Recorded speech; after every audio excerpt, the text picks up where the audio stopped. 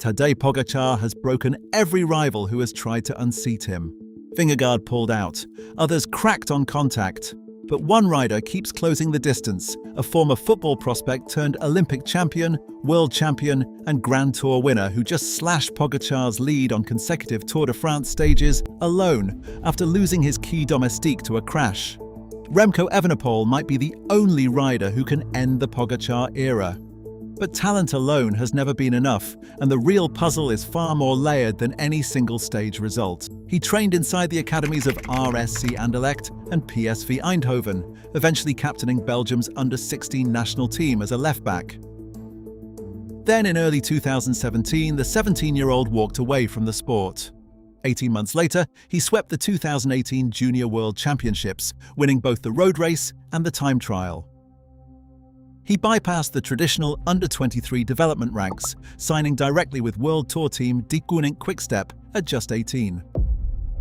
This direct-to-pro leap cut out years of amateur seasoning, thrusting a massive cardiovascular engine straight into the sport's highest tier. Within 4 seasons, this rapid trajectory yielded victory at the 2022 Vuelta a España, a world road race title, and 3 consecutive World Time Trial Championships, followed by double gold at the Paris 2024 Olympics. It is an athletic profile without modern precedent, raising a fundamental question. Is Evenepoel a generational anomaly, or the first sign of a complete shift in how champions are built? In Belgium, a cycling-obsessed nation starved for a Grand Tour champion since 1978, Evenepoel's rapid rise triggered an immediate cultural inheritance. The local press quickly anointed him the next Eddy Merckx, a crown of heavy expectation placed on a teenager.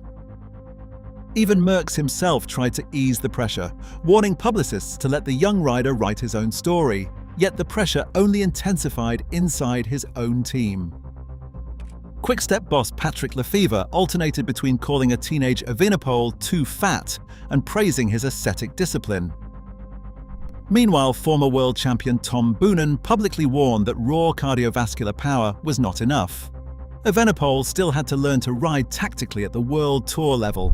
Before even facing his ultimate rival, the young Belgian was already carrying the weight of a nation.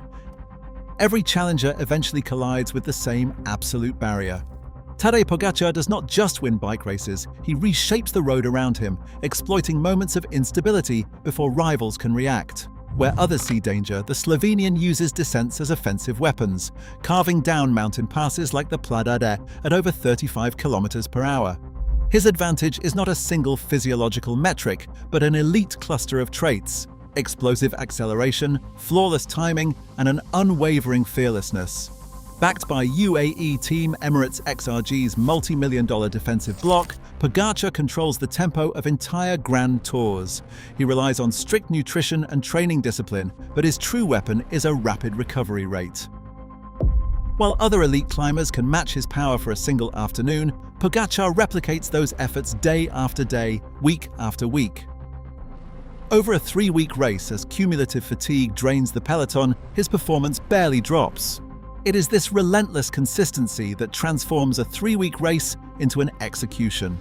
How do you plan to dismantle an opponent who recovers faster, attacks earlier, and possesses an army built solely to protect his options? On paper, these two athletes operate in entirely different physiological registers. Let's start with what is documented.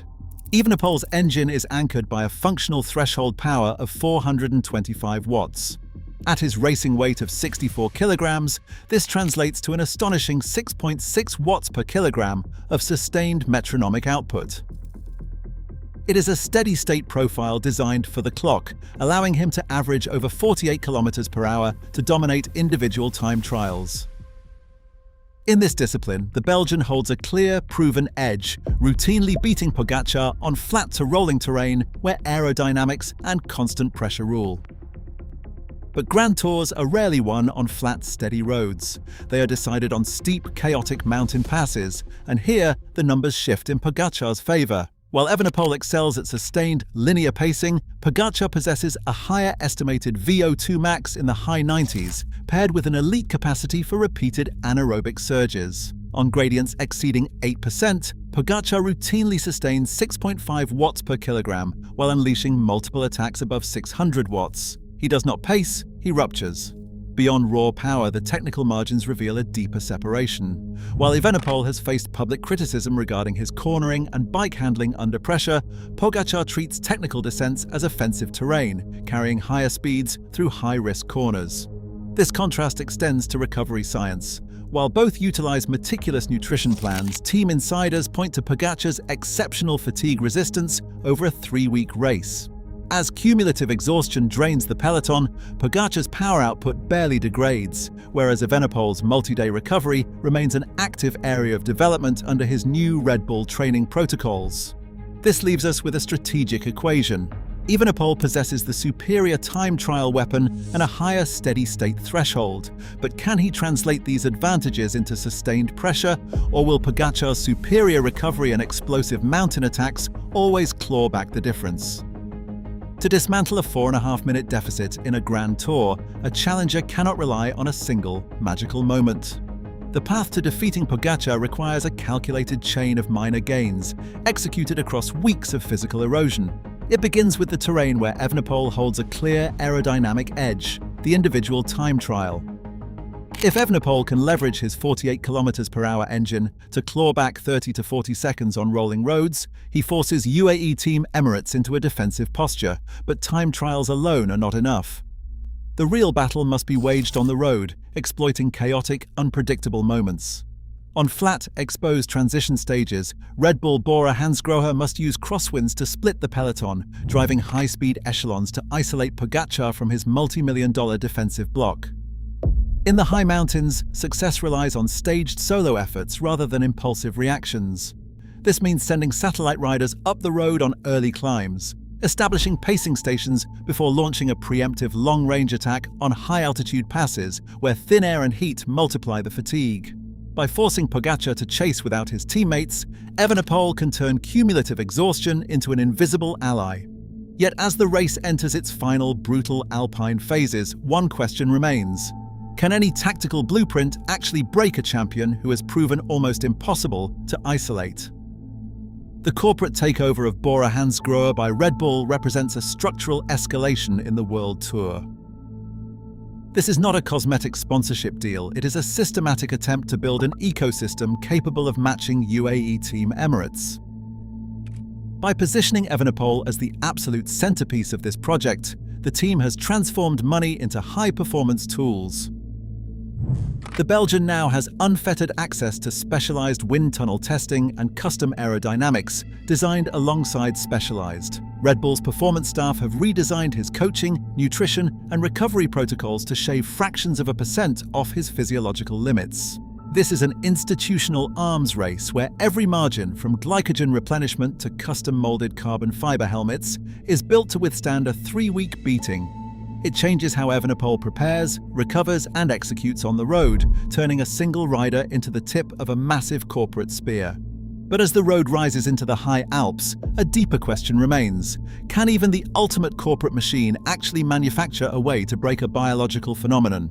And a buyout fee totaling €12 million. Modern cycling values projected dominance, and this transaction reflects the premium placed on the few riders who can theoretically challenge the throne. Between performance bonuses, Olympic incentives, and private appearance fees, Evenepoel operates as a market-defining asset. Red Bull's massive financial bet buys elite science and logistics, but it also buys unrelenting pressure. Does this unprecedented capital actually purchase the seconds needed to break Pogacar's reign? Evenepoel's market footprint extends far beyond his team's salary.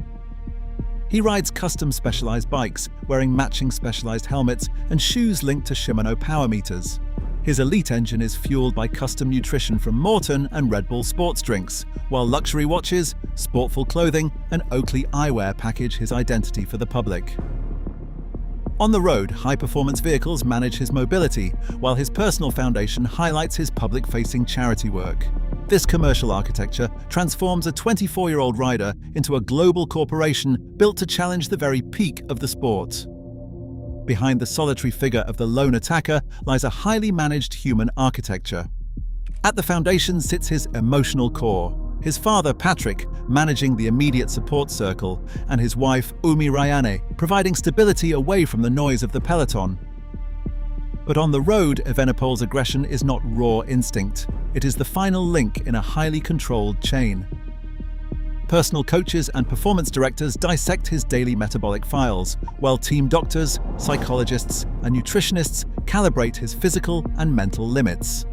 In the team car, managers and sports directors script his tactical moves, supported by mechanics who refine his material margins.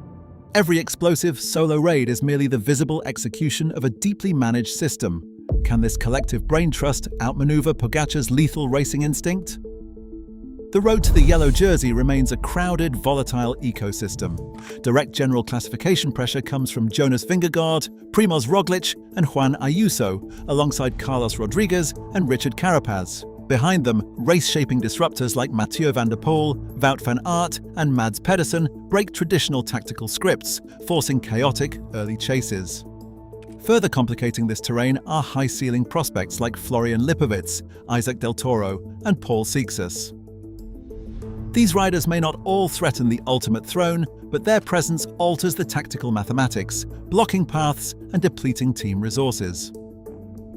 This raises an unresolved question: which of these rivals are temporary obstacles, and which will become the next permanent barrier to the crown?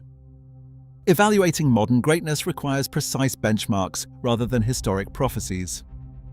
The absolute dominance of Eddy Merckx, Bernard Hinault, Fausto Coppi, and Jacques Anquetil offers one model, while Miguel Indurain, Chris Froome, Alberto Contador, Lance Armstrong, Cadel Evans, and Andy Schleck define the modern Grand Tour specialist.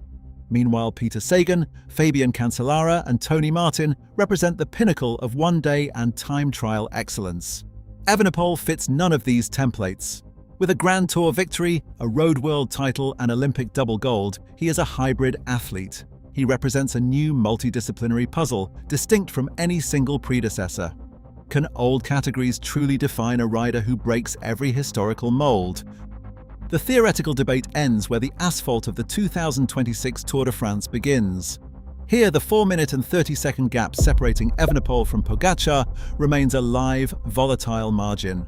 On the brutal summit of the Plateau de Solaizon, Evenepoel outsprinted Pogacar to take stage 15, proving he can match the yellow jersey on a premier mountain finish. Less than 24 hours later, he dominated the 26-kilometer stage 16 individual time trial, averaging over 48 kilometers per hour to claw back 28 seconds. The race dynamics are shifting rapidly. With Jonas Vingegaard forced to withdraw following a severe crash, the pressure of chasing Pogacar has fallen squarely onto Evenepoel. Yet his own support system has fractured. A collarbone injury forced key climbing domestique Florian Lipovitz out of the race, leaving the Belgian increasingly isolated. Compounding the physical toll, both teams have clashed with race organizers over highly disruptive late-night anti-doping controls, with tests conducted as late as 5 in the morning, drawing sharp complaints from riders who argue their sleep and recovery are being compromised. This volatile mix of high-speed time trials, sudden injuries, and recovery-disrupting testing regimes has cracked open a genuine tactical window. These chaotic shifts now force a different calculation. Does Evenepoel have a realistic path to the yellow jersey, or simply a faster way to chase it? Evenepoel's trajectory remains a moving target. His long-term ambitions stretch across future Tour de France, World Championships, and Monument Classics.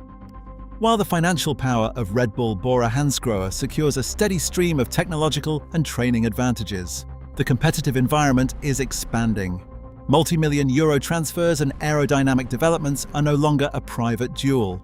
Younger disruptors are already altering the strategic mathematics. 19-year-old Paul Seixas and Mexican climber Isaac Del Toro are registering elite climbing metrics and time trial times that threaten the established order. Will Evenepoel find a way to dismantle Pogacar's reign, or will a newer generation seize the throne before he ever reaches it? Type "Can Remco" into any search bar, and autocomplete reveals the sport's obsessive question. Google Trends, YouTube, and cycling forums on Reddit and X are constantly flooded with fans demanding immediate answers. Here, the boundary between data and drama dissolves. A single-stage victory is instantly weaponized as definitive proof, transforming a brief moment of success into a total eclipse of the actual margins. The digital echo chamber mistakes a fierce rivalry for absolute equality.